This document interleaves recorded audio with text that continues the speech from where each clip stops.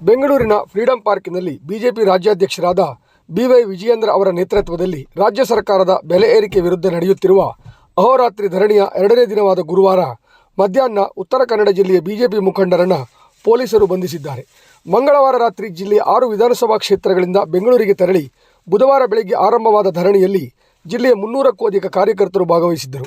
Uttara Kannada ಜಿಲ್ಲಾಧ್ಯಕ್ಷರಾದ ಎನ್.ಎಸ್. ಹೆಗಡೆಕರ್ K, ರಾಜ್ಯ ಉಪಾಧ್ಯಕ್ಷರಾದ ಶ್ರೀಮತಿ ರೂಪಾಲಿ ನಾಯ್ಕ್, ಶಾಸಕರಾದ ದಿನಕರ್ ಕೆ ಶೆಟ್ಟಿ, ಮಾಜಿ ಶಾಸಕರಾದ ಸುನೀಲ್ ನಾಯ್ಕ್, ಸುನೀಲ್ ಹೆಗಡೆ, ವಿಧಾನ ಪರಿಷತ್ ಸದಸ್ಯರಾದ ಗಣಪತಿ ಉಳ್ವೇಕರ್, ಪಶ್ಚಿಮ ಘಟ್ಟಗಳ ಸಂರಕ್ಷಣಾ ಕಾರ್ಯಪಡೆ ನಿಗಮ ಮಾಜಿ ಅಧ್ಯಕ್ಷರಾದ ಗೋವಿಂದ್ ನಾಯ್ಕ್, ಜಿಲ್ಲಾ ಪ್ರಧಾನ ಕಾರ್ಯದರ್ಶಿಗಳಾದ ಗುರುಪ್ರಸಾದ್ ಹೆಗಡೆ, ಪ್ರಶಾಂತ್ ನಾಯ್ಕ್, ಶಿವಾಜಿ ನರಸಾನಿ, ರಾಜ್ಯ ವಕ್ತಾರರಾದ ಹರಿಪ್ರಕಾಶ್ ಕೋಣೆಮನೆ, ಕೆ.ಜೆ. ನಾಯ್ಕ್, ಈಶ್ವರ್ ನಾಯ್ಕ್, ಸಂತೋಷ್ ತಳವಾರ್ ಸೇರಿದಂತೆ ಮೋರ್ಚಾದ ಹಾಗೂ ಪ್ರಕೋಷ್ಠದ ರಾಜ್ಯ ಮತ್ತು ಜಿಲ್ಲಾ ಪ್ರಮುಖರು, ವಿವಿಧ ಸ್ತರದ ಹಾಲಿ ಹಾಗೂ ಮಾಜಿ ಜನಪ್ರತಿನಿಧಿಗಳು ಹಾಗೂ 14 ಮಂಡಲಗಳಿಂದ ಆಗಮಿಸಿದ್ದ ಕಾರ್ಯಕರ್ತರು ಈ ಪ್ರತಿಭಟನೆಯಲ್ಲಿ ಪಾಲ್ಗೊಂಡಿದ್ದರು. ಪ್ರತಿಭಟನೆಯನ್ನು ಉದ್ದೇಶಿಸಿ ಮೊದಲ ದಿನ ಮಾಜಿ ಶಾಸಕರು ಹಾಗೂ ಬಿಜೆಪಿ ರಾಜ್ಯ ಉಪಾಧ್ಯಕ್ಷರಾದ ಶ್ರೀಮತಿ ರೂಪಾಲಿ ನಾಯ್ಕ್ ಮಾತನಾಡಿ, ಅಧಿಕಾರದ ದರ್ಪದಿಂದ ರಾಜಕೀಯ ಉದ್ದೇಶಕ್ಕಾಗಿ ಬಿಜೆಪಿ 18 ಶಾಸಕರನ್ನು ಅಮಾನತು ಮಾಡಲಾಗಿದೆ.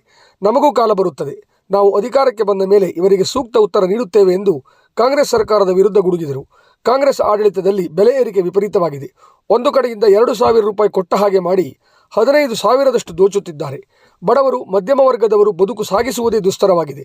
ಸರ್ಕಾರ ಜನರ ನೆಮ್ಮದಿಯನ್ನು ಕಸಿದುಕೊಳ್ಳುತ್ತಿದೆ ಎಂದು ಆಕ್ರೋಶ ಹೊರಹಾಕಿದರು.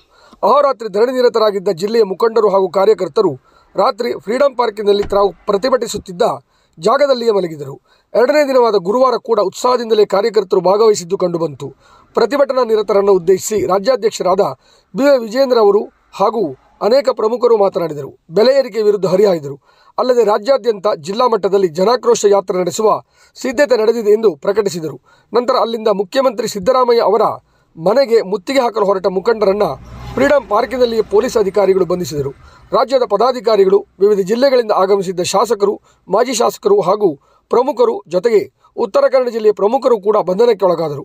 ಈ ಸಂದರ್ಭದಲ್ಲಿ ನಾಯಕರು ಹಾಗೂ ಪೊಲೀಸರ ನಡುವೆ ವಾಗ್ವಾದ ನಡೆಯಿತು.